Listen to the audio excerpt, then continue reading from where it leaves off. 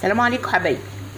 النهارده هعمل لكم كباب الفراخ او شيش الفراخ بالوراك المخليه.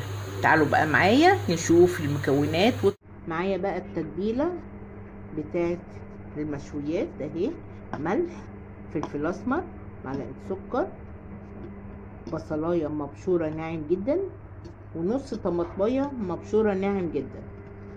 هخلط كل المكونات على بعضيها، مش هحط اي حاجة تاني، هو الملح والفلفل والسكر والطماطم والبصل.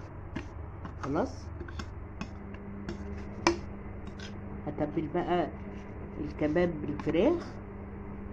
هتبل الشيش بتاعنا، اسيبه بقى في التلاجة يتشرب من التتبيلة، وبعدين اجيب العصيان بتاع الشيش ده واروح حطها فيها وادخلها الفرن على طول. بصوا يا بنات، خلاص الوراك المخليه اهي انا حطيتها في قلب الستيكس. خلاص، او عندك اسياخ حطيها، عايزه تشويها على الشوايه. خلاص حبايبي، بس هحط لها معلقه سمنه بلدي كده عشان تطعم لنا الشيش بتاعنا.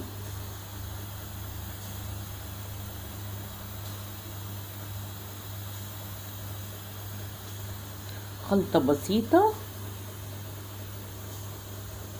بس الطعم في الاخر تحفة.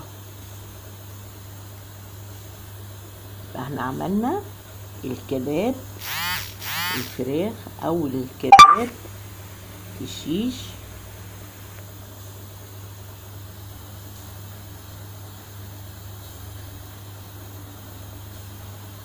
اسيبه بقى شوية وبعدين ارجع اشويه. كده حبايبي يكون وصفتنا خلصت النهارده.